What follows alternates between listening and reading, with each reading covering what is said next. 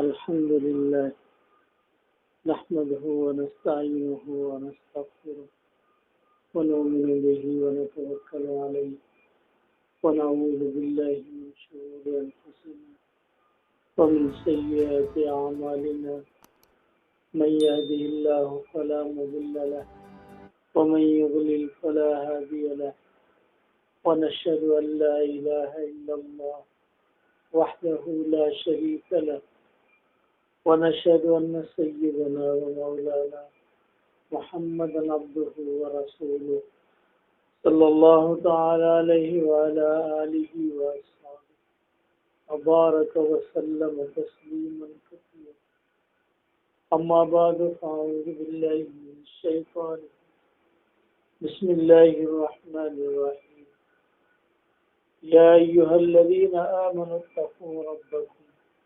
للذين أحسنوا في هذه الدنيا حسنة وأرض الله واسعة إنما يوفى الصابرون أجرهم بغير حساب صدق الله العظيم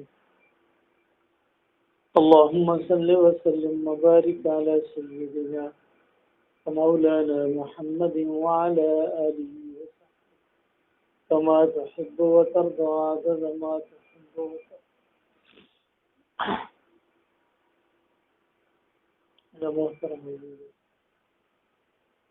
अल्लाह तबारक व तआला अंबिया किराम अलैहिस्सलातु वस्सलाम खे इंसाननि जी इस्लाह जे लाइ दुनिया में मोकिलियो। इंसानियती इस्लाह वो सिर्फ़ उन आफ़ाक़ी अहकाम सां थी सघे थी जेको अल्लाह तबारक व तआला जी तरफ़ खां आहे। इंसान पंहिंजे फलाह ऐं हक़ीक़ी कामयाबी जो तसव्वुर उहो पंहिंजे ज़हन ऐं अक़ल सां नथो करे सघे त इंसान पंहिंजे ज़हन सां पंहिंजी कामयाबी जा रस्ता मुतयन करे एतिरो इंसान खे दिमाग़ न आहे। जेकॾहिं इंसान पंहिंजे फलाह जा रास्ता ऐं कामयाबी जा रस्ता पंहिंजे अक़ल सां मुतयन करे हा त दुनिया में वॾा वॾा अक़लमंद उहे गुमराह न थियनि।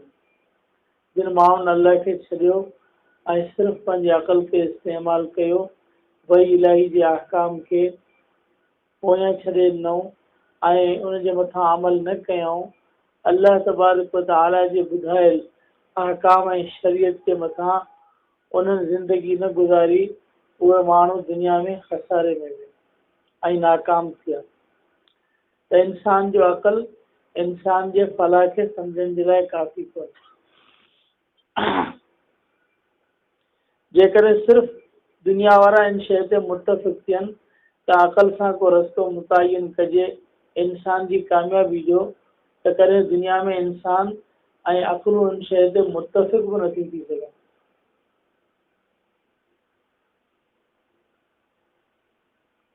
दुनिया जे हर ख़िते जे इलाइक़े जो माण्हू उन्हनि जूं अक़लूं मुख़्तलिफ़ आहिनि। तंहिंजे करे अल्लाह जल्ल शानहू इंसानियत खे जोड़ण जे लाइ ऐं उन्हनि जे इस्लाह जे लाइ, उन्हनि खे कामयाब बनाइण जे लाइ अल्लाह तबारक व तआला अंबिया किराम अलैहिमुस्सलातु वस्सलाम जी मासूम जमात खे मोकिलियो ऐं उन जे क़ल्ब मुतहर ऐं मुक़द्दस ते अल्लाह जल्ल शानहू वही इलाही जो सिलसिलो जारी फरमायो, जे अहकाम जे ज़रिए सां इंसान खे हिदायत जो नूर ऐं रस्तो ऐं बसीरत मिले ऐं कामयाबी जा रस्ता खुलनि, हिदायत जा रस्ता खुलनि। अंबिया किराम अलैहिमुस्सलातु वस्सलाम अची करे ॿुधायो। इस्लाह छाखे चइबो आहे? दुनिया में पाण सभु इन ॻाल्हि ते मुतफ़िक़ आहियूं त जेकॾहिं बाज़ार में ज़ैतून वठंदासीं, उनजे अंदरि खोलियोसीं कीड़ो निकिरी आयो त पाण चवंदासीं ज़ैतून ख़राबु आहे, खाधे जे क़ाबिल कोन्हे। ॿाहिरि खां भले सही हुजे, गिदरो वरितो, छाई वरितो, जेका शइ वरिती बाज़ार मंझां, उहा ॿाहिरि खां जेकॾहिं सही आहे ऐं अंदरि उनजो ख़राबु आहे त पाण उनखे ख़राबु चवंदा आहियूं, सही चवंदा आहियूं? ख़राबु चवंदा आहियूं। ऐं ॿाहिरि खां केतिरो बि सही हुजे, यानी पाण ख़ुदि इन शइ खे तस्लीम कयूं था ऐं मञूं था त दुनिया जी हर शइ उनजे साले हुजण ऐं फासिल हुजण उनजो मेयार उनजे बातिन ते आहे, ज़ाहिर ते कोन्हे। ज़ाहिर जो केतिरो ई सुठो हुजे पर जेकॾहिं बातिन ऐं अंदरि उनजो ख़राबु आहे त उनखे ख़राबु चइबो। मदार सलाहियत जो उनजे अंदरि ते आहे, ज़ाहिर ते कोन्हे। इहो दुनिया में हर शइ जे लाइ इंसान जे अक़ल जो कानून इहो आहे, सिर्फ़ु पंहिंजी ज़ात जे बारे में इहो कानून कोन्हे। पंहिंजे लाइ इहो कानून कोन्हे। इंसान सम्झे थो त जेको कपिड़नि में छंडियल फूकियल ठीकु ठाक आहे, सही आहे, त बसि उहो ठीकु आहे। चए थो जेको ज़ाहिर मुस्लमान आहे, कलमो पढ़े थो, बसि हाणे हुनखे ॿी कंहिं शइ जी ज़रूरत कोन्हे। इन अल्लाह ला यंज़ुरु इला सुवरिकुम व आमालिकुम वलाकिन यंज़ुरु इला क़ुलूबिकुम व निय्यातिकुम। अल्लाह जल्ल शानहू तव्हांजे सूरत ऐं तव्हांजे अमलनि खे कोन ॾिसंदो आहे। अल्लाह जल्ल शानहू तव्हांजे दिलि ऐं नियत खे ॾिसंदो आहे। हाणे दिलि अख वांगुरु ज़ाहिर आहे या लिकियल आहे? लिकियल आहे न। जिस्म में सभु शयूं, सभु पुर्ज़ा, हथ, दिमाग़, कन, अखियूं, ज़ुबान, बात, पेर सभु ज़ाहिर आहिनि। दिलि किथे आहे? अंदरि आहे, लिकियल आहे। ऐं अल्लाह जी नज़र उन बातिन जे मथां आहे, अंदरि जे मथां आहे। अल्लाह जल्ल शानहू मीज़ान जे अंदरि बि नाम आमाल में जॾहिं इंसान जे अमलनि जी तौर कंदो त अल्लाह जल्ल शानहू उन अमलनि जी तौर बि नियत सां कंदो। त हिन अमल जे अंदरि ख़ुलूस केतिरो आहे? जेकॾहिं उनजे अंदरि ख़ुलूस आहे त ख़ुलूस अहिड़ी शइ आहे जेको हर शइ खे पंहिंजे असली पावर ते खणी ईंदी आहे। मन क़ाल ला इलाहा इल्लल्लाह ख़ालिसन मिन क़ल्बिही दख़लल जन्नह। जेको ला इलाहा इल्लल्लाह जो कलमो ख़ुलूस सां पढ़ियो, दिलि जे इख़लास सां पढ़ियो, त हू जन्नती आहे। कलमे जे अंदरि पावर पैदा करण वारी शइ कहिड़ी आहे? ख़ुलूस। ख़ुलूस ऐं नियत जो ताल्लुक़ इंसान जे दिमाग़ सां, कन सां, नक सां, अख सां कोन्हे। उनजो ताल्लुक़ इंसान जे क़ल्ब सां आहे। ऐं नियत त फ़ेल क़ल्ब आहे। नियत त दिलि जे इरादे ऐं दिलि जे फ़ेल जो नालो आहे, न ज़ुबान जो, न अख जो, कंहिं शइ जो कोन्हे। त मक़सदु दुनिया में इंसान हर शइ जे लाइ सम्झे थो त उनजे सलाहियत ऐं फ़साद जो मेयार उनजे बातिन जे मथां आहे। जेकॾहिं बातिन उनजो सही आहे त पोइ उहा शइ सही आहे। जेकॾहिं बातिन उनजो ख़राबु आहे, तव्हां गर्मो सर्दो उनखे वठींदा आहियो, अंदरि जेकॾहिं बदबूदार निकितो तव्हां उनखे इस्तेमालु कंदा? ज़ाहिर में बाज़ार मां वठी आया, का बि ख़बर न पई, घर अची उनखे खोलियो त उहो बदबूदार निकितो, त अंदरि ख़राबु आहे त तव्हां उनखे इस्तेमालु न कंदा। चाहे केतिरी क़ीमत जो हुजे, पर तव्हां सम्झा तुंहिंजी क़ीमत बेकार आहे, इहा क़ीमत कंहिं कम जी कोन्हे। तव्हां ख़ुदि अंदरि खे ॾिसंदा आहियो, असां बि अंदरि खे ॾिसंदा आहियूं। हर शइ जे बातिन खे ॾिसी उनजे सलाहियत ऐं फ़साद जो मेयार क़ाइमु कंदा आहियूं। पंहिंजी ज़ात जे बारे में असांजो मेयार कोन्हे। इन करे हुज़ूर नबी करीम अलैहिस्सलातु वस्सलाम ने फरमायो, जेको माण्हू ज़ाहिर में ईद जो ॾींहुं आहे नवां कपिड़ा पाए थो ऐं ईद जी नमाज़ ते अचे थो, त हाणे मुस्लमान आहे, कपिड़ा पातई, नवां ईद जी नमाज़ में आयो, त अल्लाह जे नबी सल्लल्लाहु अलैहि वसल्लम फरमायो, अल ईद लिमन ख़ाफ़ल वईद ला लिमन लबिसल जदीद। नवनि कपिड़नि पाइण सां ईद कोन्हे, ईद हुनजी आहे जेको अल्लाह जे वईद जो ख़ौफ़ पंहिंजे अंदरि रखे।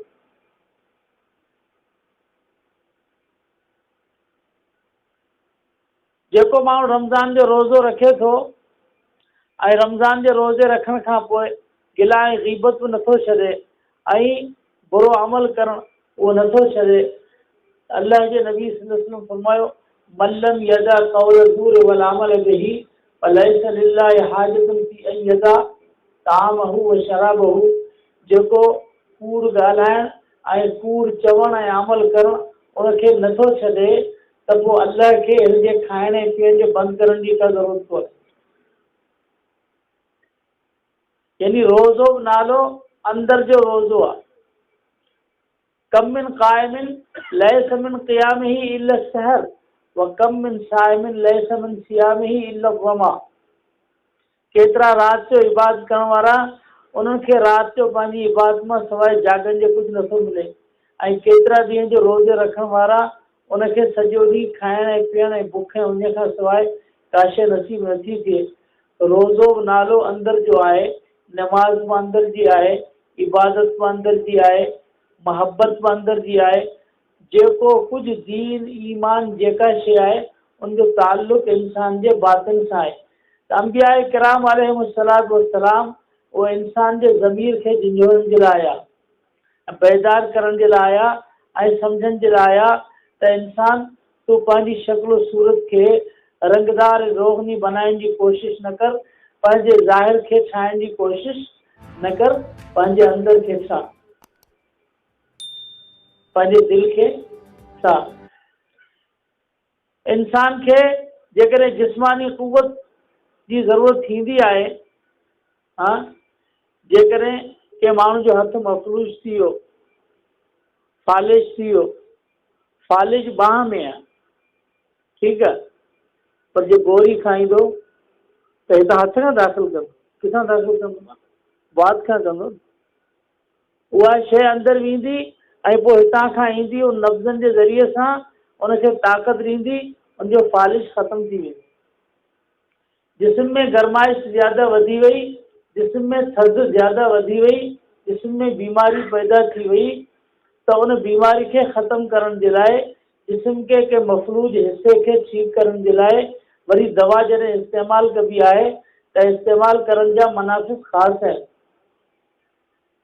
उतां खां दवा वेंदी त सिहत मिलंदी। बराए रास्त हिन शइ खे गरमाइश ऐं थधिकार पहुचाइण जी ज़रूरत कोन्हे, उहा पंहिंजे मख़सूस तरीक़े सां वेंदी। अहिड़े तरीक़े सां जेकॾहिं को माण्हू चवे त मुंहिंजो हथु मोमिन थी वञे, हिन में इस्लाम अची वञे, मुंहिंजनि अखियुनि में इस्लाम अची वञे, मुंहिंजी ज़ुबान में इस्लाम अची वञे, पेरनि में इस्लाम अची वञे, दिमाग़ में इस्लाम अची वञे ऐं रूहानी क़ुवत पैदा थी वञे, त रूहानी क़ुवत जे लाइ जेका ग़िज़ा इस्तेमालु करणी आहे उनजो मनफ़ज़ ऐं तरीक़ो इहो आहे त उहो दिलि जे रस्ते खां ईंदी आहे, ॿियो रस्तो कोन्हे। दिलि जे रस्ते खां ईंदी त उहा शइ पंहिंजे वजूद जे अंदरि फैलिजी वेंदी।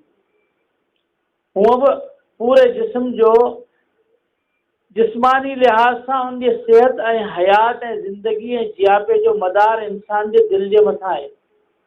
दिलि जॾहिं खून जो पंप कंदी आहे, खून खे, रत खे, त उहो जिस्म जे अंदरि सही तरीक़े सां उनखे पहुचाईंदी आहे। सभिनी शरियान में खून पहुचंदो त पोइ जिस्म सही तरीक़े सां हलंदो। जेकॾहिं अल्लाह तबारक व तआला जो नूर दिलि जे अंदरि हूंदो त पोइ दिलि जे पंप करण सां इहो नूर दिलि वजूद जे शरियान में पहुचंदो, हथनि में ईंदो, पेरनि में ईंदो, दिमाग़ में ईंदो, अखियुनि में ईंदो, त पोइ अखियुनि में वजूद में ईमान जो नूर पैदा थींदो। जेकॾहिं दिलि खां न ईंदो त पोइ अखियूं मोमिन कोन थींदियूं, ज़ुबान मोमिन कोन थींदियूं, पूरो वजूद मोमिन कोन थींदो। ईमान ऐं मोमिन थियण जो तरीक़ो इहो आहे त दिलि खां अल्लाह तबारक व तआला जो नूर उहो सीने में दाख़िल थींदो। तिरमिज़ी शरीफ़ जे किताब तफ़सीर में हदीस आहे त जनाब नबी करीम अलैहिस्सलातु वस्सलाम ने फरमायो, मन युरिदिल्लाहु अन यहदियहु यशरह सदरहु लिल इस्लाम। अल्लाह तबारक व तआला जंहिंजे हिदायत जो इरादो फरमाईंदो आहे उनजे सीने खे इस्लाम जे लाइ खोलींदो आहे। सहाबा किराम अर्ज़ कयो, या रसूल अल्लाह, सीनो कीअं खुलंदो आहे? हुज़ूर नबी करीम अलैहिस्सलातु वस्सलाम ने फरमायो, अलक़ल्लाहु फ़ी क़ल्बिहि नूर फ़यत्तसिउ लिज़ालिक व यफ़्सा। अल्लाह जल्ल शानहू पंहिंजो नूर उनजे सीने में इल्क़ा फरमाईंदो। सीने में ऐं दिलि में अल्लाह पंहिंजो नूर इल्क़ा फरमाईंदो आहे, उनजे करे उनजो सीनो कुशादो थींदो आहे। त अल्लाह तबारक व तआला जो नूर जेको मोमिन जे सीने ईंदो आहे, मोमिन जे वजूद में, उहो सीने खां ईंदो आहे। मोमिन थियण जो तरीक़ो उहो सीने खां मोमिन थियण जो तरीक़ो आहे। ईमान जे रहण जी जॻह उहो अखियूं वजूद ज़ुबान कोन्हे, ईमान जे रहण जी जॻह मोमिन जो दिलि आहे ऐं सीनो आहे।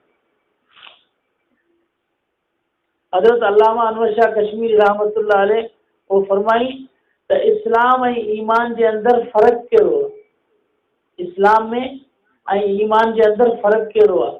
फरमायो इस्लाम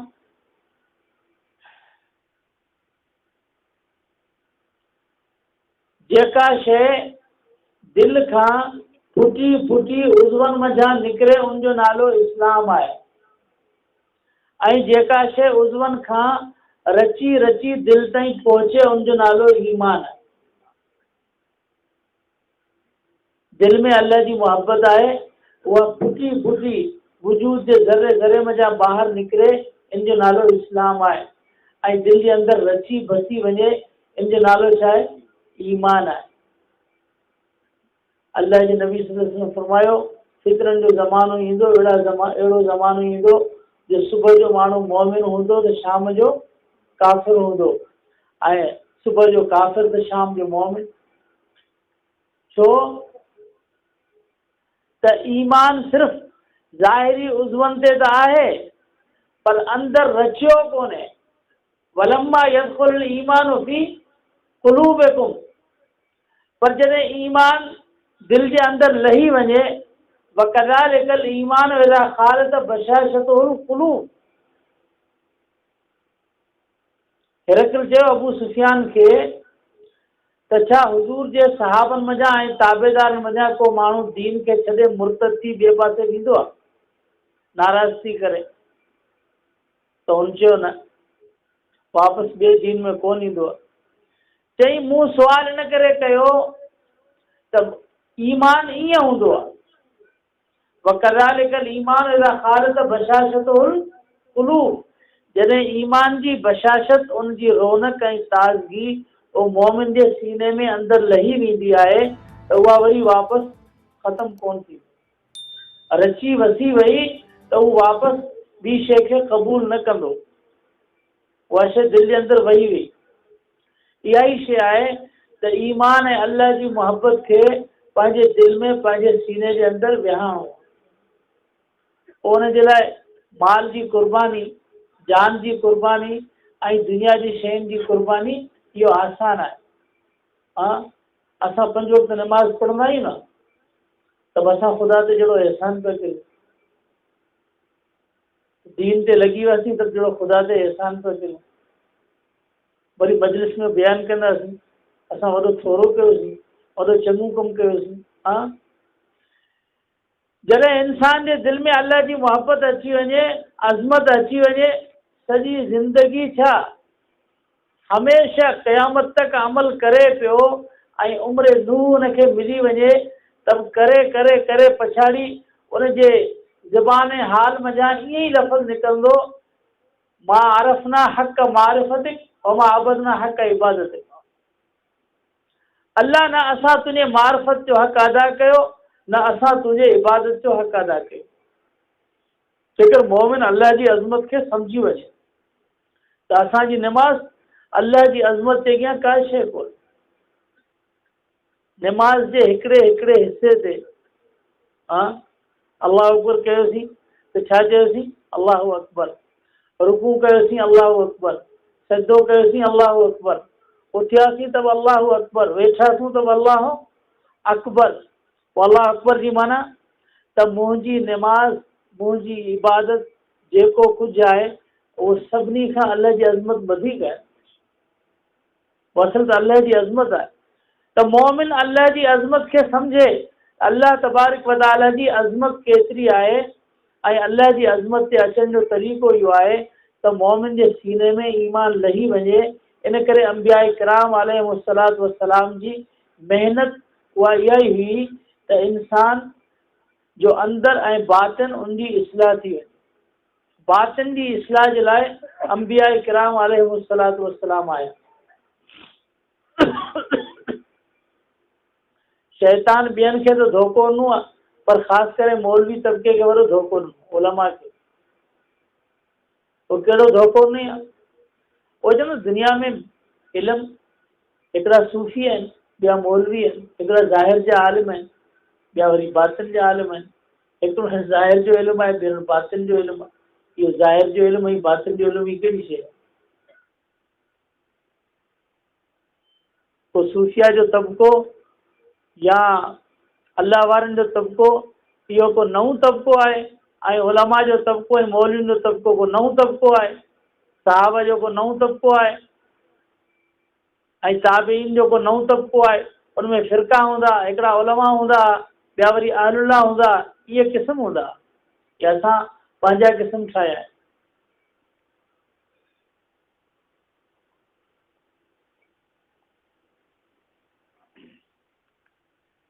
तव्हां ॿुधायो त इन शइ खे तव्हां तस्लीम करियो था ऐं सभु इन ॻाल्हि ते मुतफ़िक़ आहिनि। कई टन जेकॾहिं तेल जा आयल टैंकर ते पियल हुजनि, उनजे अंदरि तेल न हुजे, हलंदो? मथे हेॾा मण तेलनि जा पिया आहिनि, पोइ हले कोन थो। अंदरि पंहिंजी टांकी में तेल कोन्हे त कोन हलंदो। संवारियल सींगारियल शइ, गाॾी बहितरीन 2015 जो मॉडल, अंदरि में इंजन न हूंदी, हलंदी? अंदरि जी ख़राबी हुजे त शइ न हलंदी। अल्लाह तबारक व तआला फरमायो, मसलुल लज़ीना हुम्मिलु तौरात सुम्मा लम यहमिलूहा कमसलिल हिमारि यहमिलु अस्फारा। अल्लाह फरमायो, जिन खे तौरात ॾिनी वई, पोइ उन्हनि जे मथां अमल न कयूं ऐं तौरात जे अहकाम खे पंहिंजे सीने ऐं दिलि जे अंदरि हुन क़बूल न कयो, न लाथऊं, कमसलिल हिमारि यहमिलु अस्फारा। अल्लाह फरमायो, उनजो मिसाल गधा वांगुरु आहे जंहिंजे मथां मणे बोझ रखी छॾ। अल्लाह जे क़ुर में मिसाल न। हाणे गधे जे मथां जेकॾहिं किताबनि जो बोझ रखिबो ऐं लदबो त गधे खे आलिम त कोन चइबो। उठ के मथां जेकॾहिं किताबनि जो बोझ रखिबो त उठ खे आलिम त कोन चइबो। इल्मु किताबनि जे पंहिंजे दिमाग़ में लफ़्ज़नि जो नालो कोन्हे। इल्मु अल्लाह जी सिफ़त आहे, नूरानी। उहा जॾहिं दिलि जे अंदरि ईंदी ऐं मोमिन जे दिलि में अल्लाह तबारक व तआला जे इल्मु वारी सिफ़त सां ताल्लुक़ पैदा थींदो, उनजो नालो इल्मु आहे, पोइ उहो आलिम आहे। थोरी त किताब लॾण वारी ॻाल्हि आहे। ज़ाहिर ऐं बातिन जो मसइलो कोन्हे, पंहिंजे अंदरि खे ठाहिण जो हुकुम शरीयत ॾिनो आहे। कोई ईअं कोन्हे शरीयत खां जुदा इल्मु आहे। अंबिया किराम अलैहिमुस्सलातु वस्सलाम जी महिनत ई आहे त पंहिंजे अंदरि खे ठाह। अंबिया जी महिनत आहे।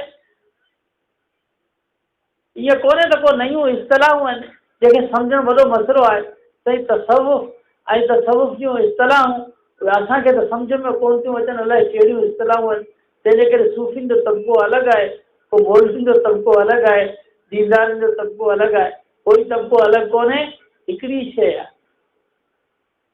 के वॾे बुज़ुर्ग ऐं वॾे आलिम हज़रत शेखुल हदीस मुल्ला ज़करिया रहमतुल्लाह अलैह, उनखां पुछो त साईं मूंखे वक़्तु ॾियो त आउं तव्हां खां को सुवालु करियां थो, हुन मतिलबु मूंखे ॿुधायो, जवाबु ॾियो। फरमाई पहिरीं सुवालु मूंखे ॿुधाए त आउं उनजी अहमियत खे ॾिसां ऐं पोइ तोखे उन मुताबिक़ वक़्तु ॾियां त कहिड़ो अहम सुवालु आहे, तोखे वक़्तु ॾियां। त हुनजो सी सुवालु मूंखे तसवुफ़ जे बारे में पुछिणो आहे त तसवुफ़ जी हक़ीक़त छा आहे। फरमाई इन सुवाल जे जवाब जे लाइ तूं मूंखां वक़्तु वठी वियो, इहो त हिकिड़े मिंट जो जवाब जो कोन्हे। इन जो ख़ुलासो जवाबु इहो आहे, तस्हीह नियत।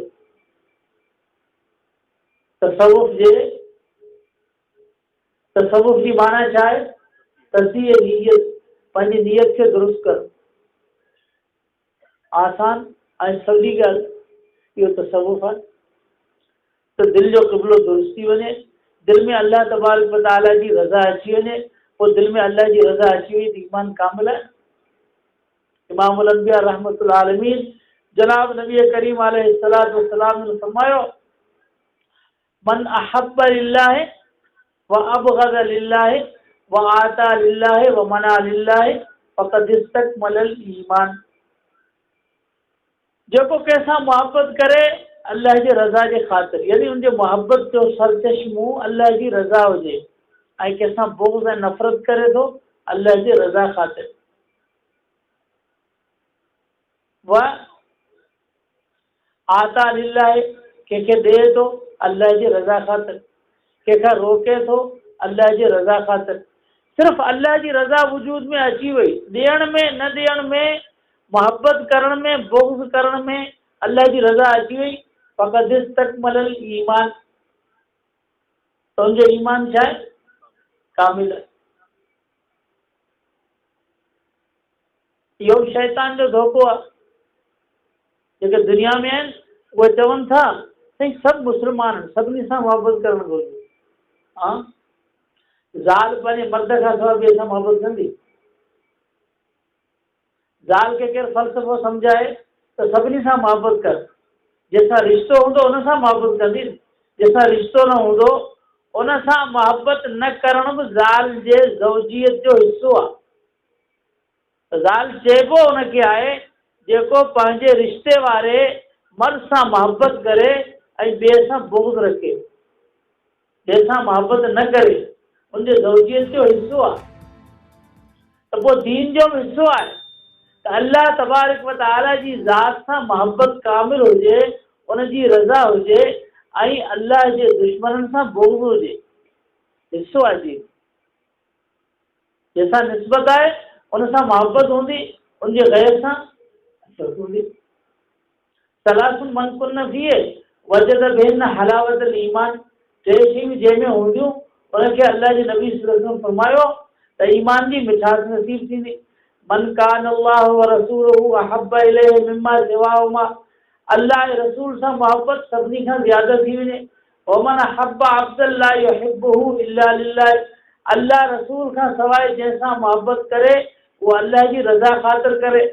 और मन यकरहु अन यऊज़ फिल कुफ्र कमा यकरहु अन युल्क़ा फिन्नार, ऐं कुफ्र में अचण खे ईअं नापसंद सम्झे जहिड़ो बाहि में उछलाए वञण खे नापसंद सम्झे। पंहिंजनि सां मोहब्बत, गैर सां नफ़रत, अल्लाह जे दोस्तनि सां दोस्ती, अल्लाह जे दुश्मननि सां दुश्मनी, नफ़रत ईमान जो हिस्सो आहे।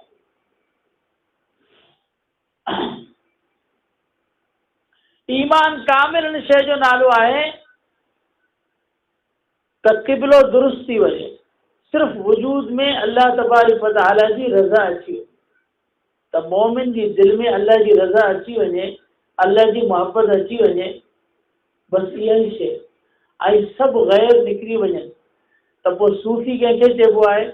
सूफ़ी हिनखे चइबो आहे जो पंहिंजे अंदर खे गैरुल्लाह सां धोई उन साफ़ करे छॾियो। सूफ़िन साफ़ कयो धोई वर्क वजूद जो, तंहिंखां पोइ थियो जीअरे पसंदि पीढ़ी।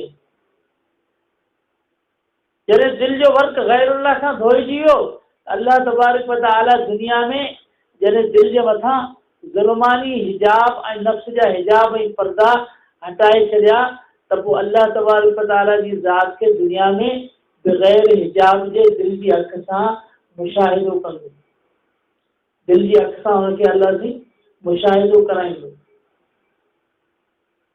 हाफ़िज़ शिराज़ी रहमतुल्लाह अलैहि फरमायो, बयान आशिक व माशूक हिजाब नेस्त तो खुद हिजाब खुदी हाफ़िज़ अज़ मया बरखेज़। हाफ़िज़ तुंहिंजे रब जे विच में कोई हिजाब कोन्हे, हिजाब तूं पाण ई, तूं पंहिंजो पाण खे विचां हटाए त पोइ कोई हिजाब कोन्हे। हिजाब इंसान जो वजूद आहे, हीउ ढांचो इहो ख़ुदि अल्लाह जे मुशाहिदे खां हिजाब आहे। इहो ढांचो हटी वियो, जंहिं ढांचे खे चवे थो त आऊं आहियां, मुंहिंजी राय आहे, मुंहिंजो मशवरो आहे, इहो आऊं ऐं तूं इहो जेसिताईं वजूद में आहे तेसिताईं उहो अल्लाह तबारक व तआला जी मोहब्बत ऐं मुशाहिदे जी मंज़िलूं तय नथो करे सघे। जॾहिं इहा शइ वजूद मां निकिरी वई, पोइ सम्झो अल्लाह जी ज़ात खे बग़ैर हिजाब जे ॾिसणु। अल्लाह तबारक व तआला उनखे जेका नेमत आख़िरत में नसीब फरमाईंदो, इन अखियुनि सां पंहिंजे दीदार जी, उहा अल्लाह तबारक व तआला दुनिया में दिलि जी अखियुनि सां उनखे नसीब फरमाईंदो। ये मुशाहिदे जो ग़ल्बो। जॾहिं इमामुल अंबिया रहमतुल आलमीन जनाब नबी करीम अलैहिस्सलाम इन सिफ़ हस्ती ते हुआ मौजूद हुआ त हुजूर जे सीने में जेको आफ़ताब नबूवत रोशन हो उन जूं किरणूं सहाबा किराम जी दिलि ते पियूं त दिलि जो एॾो नूर वधी वियो, एतिरी रोशनी वधी वई जो सहाबा किराम फरमाइनि था असांखे हलंदे फिरंदे त क़ज़ाए हाजत जे लाइ वेंदासीं त अल्लाह जी ज़ात खां हया जो एतिरो ग़लबो थी वियो। हज़रत हाजी इमदादुल्लाह मुहाजिर मक्की रहमतुल्लाह अलैह उनजे बारे में अचे थो त केतिरो ज़मानो हाजी साहब मजलिस में पेर डिघा करे कोन वेठा, न सुम्हण में न वेहण में। त कंहिं चयो साईं केतिरो ज़मानो थियो तव्हां पेर डिघा कोन था करियो, इन करे तव्हांजा गोॾा बंदि थी वेंदा, तकलीफ़ थींदी, हलण फिरण खां आजिज़ थी पवंदा, तव्हां हीअ छो था करियो? फरमाई त अल्लाह जे मुशाहिदे जो एतिरो ग़लबो थियो आहे जो मूंखे हया अचे थो, तव्हां पेर डिघा केॾा कयो? अल्लाह जल शानो जॾहिं पंहिंजी मोहबत नसीब फरमाईंदो आहे, ईमान जो नूर नसीब फरमाईंदो, मोहबत अता फरमाईंदो आहे, उन मोमिन जे सीने में अल्लाह तबारक व तआला पंहिंजे मुशाहिदे जी नेमत अता फरमाईंदो दिल जी अख सां। पोइ अल्लाह तबारक व तआला ज़िंदगी में कंहिंखे दिल जी अख सां पंहिंजे दीदार ऐं झलक नसीब फरमाए उनखे अल्लाह जल शानो आख़िरत में मालूम कोन कंदो। लहुमुल बुशरा फिल हयात दुनिया व फिल आखिरा। अल्लाह फरमाए उनखे बिशारत जिनखे दुनिया में ॾींदो आहियां उनखे दुनिया में मिलंदी ऐं मैदान मज़ीद में आख़िरत में उनखे नेमत नसीब थींदी।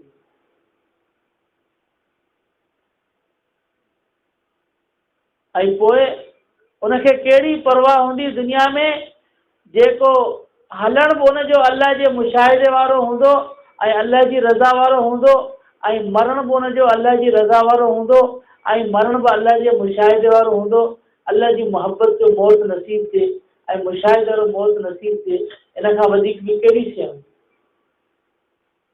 दुनिया में औलाद सां मोहबत हूंदी त मरण जे वक़्त में माण्हू पोइ सकरात शुरू थींदी त चवंदो मुंहिंजी माउ किथे, औलाद किथे, भाउ भेण किथे, उनखे गॾु कंदो, पोइ उनजे साम्हूं उनजो रूह उन जा जॾहिं भरबो त पोइ उनखे मौत ईंदी। पर हज़रत पीरान पीर शाह अब्दुल क़ादिर जीलानी रहमतुल्लाह अलैह जॾहिं वफ़ात जो वक़्तु आयो त हज़रत पीरान पीर रहमतुल्लाह अलैह पंहिंजे औलाद खे जमा करे ऐं फरमाई त बाबा मुंहिंजो ऐं तव्हांजो रिश्तो दुनिया में इहो ज़ाहिरी हो जो अल्लाह तबारक व तआला मूंखे पीउ बनायो, तव्हांखे पुटु बनायो, इहो ज़ाहिरी रिश्तो हो। मुंहिंजे दिलि जो ताल्लुक़ तव्हां सां कोन हो, मुंहिंजे दिलि जो ताल्लुक़ पंहिंजे रब सां हो। हाणे जॾहिं दुनिया में वञा पियो ऐं रिश्ता टुटनि पिया त इन वक़्तु आउं चाहियां थो त मुंहिंजे साम्हूं सिर्फ़ु मुंहिंजी रब जी ज़ात हुजे ऐं मुंहिंजे औलाद मां केरु न हुजे। फरमाई तव्हां ॿाहिरि निकिरी पंहिंजे औलाद खे ॿाहिरि कढी ऐं पोइ जान अल्लाह जी रज़ा। जेको दुनिया में जंहिं शइ जी तलब करे थो अल्लाह जल शानो दुनिया में उहा नेमत उनखे नसीब फरमाईंदो। पाण त थोरे ते राज़ी थियण वारा आहियूं, दुनिया जो थोरो माल दौलत मिली बसि सभु कुझु मिली वियो, राज़ी थी वियासीं ठीकु। हज़रत शाह अब्दुल करीम बुलड़ी वारो रहमतुल्लाह अलैह उहो फरमाईंदो त बाबा जेको माण्हू दुनिया जी तलब कंदो अल्लाह सां हुनखे दुनिया नसीब कंदो आहे ऐं पोइ हुनखे राज़ी थी वियो किनात कई त पोइ अल्लाह सां हुनखे उते ई रखंदो आहे। पर जेकॾहिं को दुनिया ते राज़ी न थियो ऐं ॿारनि वारो ज़िद कई ऐं चवे त अल्लाह मूंखे आख़िरत जी नेमतूं बि ॾे, पोइ अल्लाह तबारक व तआला हुनखे आख़िरत जी नेमतुनि जी तरफ़ ध्यानु छिकाईंदो आहे, हुन में रहंदो आहे। ऐं जेको अञा बि ज़िद करे ऐं आख़िरत जी नेमत ते बि राज़ी न थिए ऐं चवे अल्लाह मूंखे इन खां वॾी नेमत खपे ऐं तुंहिंजी ज़ात खपे त पोइ अल्लाह तबारक व तआला उन बंदे खे वॾी तलब में लॻाईंदो आहे ऐं पंहिंजी ज़ात जा जलवा हुनखे नसीब। मन कान युरीदु सवाब दुनिया नोते ही मिनहा व मन कान युरीदु सवाब आखिरत नोते ही मिनहा। वसनज़िद शाकिरीन। अल्लाह उनखे पंहिंजी ज़ात की तलब नसीब फरमाईंदो, पंहिंजी ज़ात की मोहब्बत नसीब फरमाईंदो। हज़रत खान रहमतुल्लाह अलैह इब्न फारिद रहमुल्लाह जो किस्सो लिखियो, जॾहिं वफ़ात जो वक़्तु आयो त उनजे साम्हूं मंज़र पेश थियो जन्नत जो मंज़र ॾिसी ऐं ज़ुबान ते शेर आयो, या रब इन कानत मंज़िलती इंदक मा क़द रायतु फ़क़द ज़य्यतु अय्याम। ऐं अल्लाह जेकॾहिं मुंहिंजी सॼी ज़िंदगी जे इन महिनत ऐं मुजाहिदो उनजो ख़ुलासो ई जन्नत जो मंज़र आहे त मुंहिंजी ज़िंदगी जा वक़्त ज़ाया थी विया। मूं त तुंहिंजी ज़ात की रज़ा जे लाइ इबादत कई। इहो अल्लाह तबारक व तआला पंहिंजे ख़ासि ॿारनि खे मक़ाम नसीब फरमाईंदो आहे। त पोइ फरमाइनि था त जन्नत जो मंज़र हटी वियो ऐं अल्लाह जल शानहू पंहिंजो जलवो साम्हूं कयो, उन में मौत थी।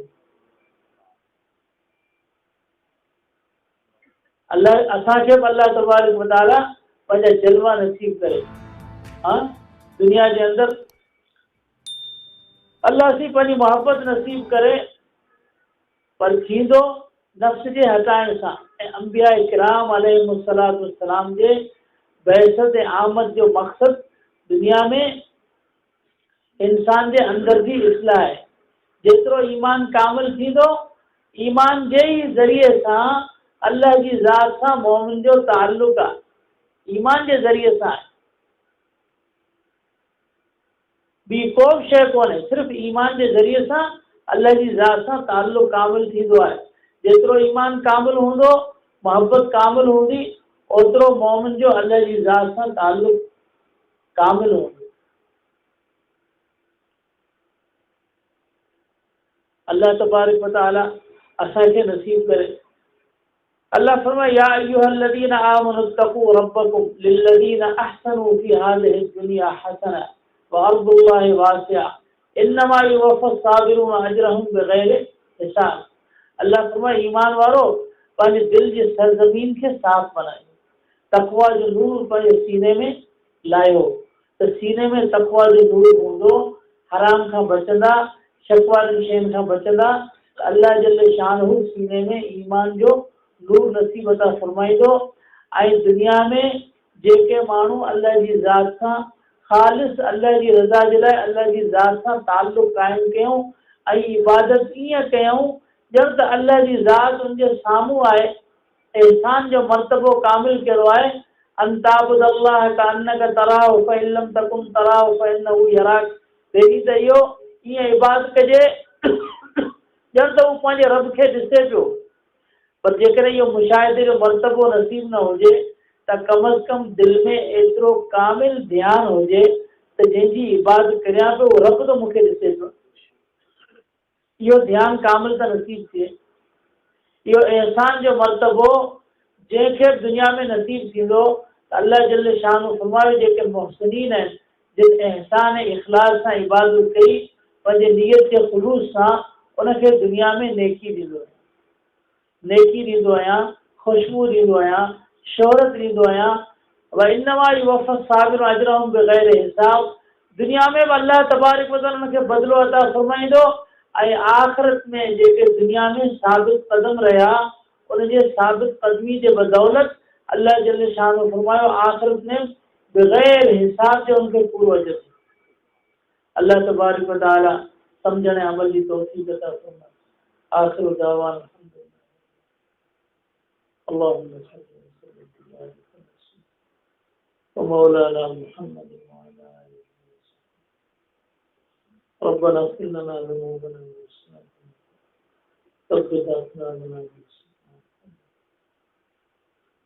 अल्लाहुम्मा इश्फ़ि मौलाना रब्बना आतिना मिन लदुनका रब्बना हब लना मिन अज़वाजिना व ज़ुर्रिय्यतिना वजअलना लिल-मुत्तक़ीना इमामा। सल्लल्लाहु अलैहि सय्यदना व मौलाना व अस्हाबिही अजमईन बिरहमतिका।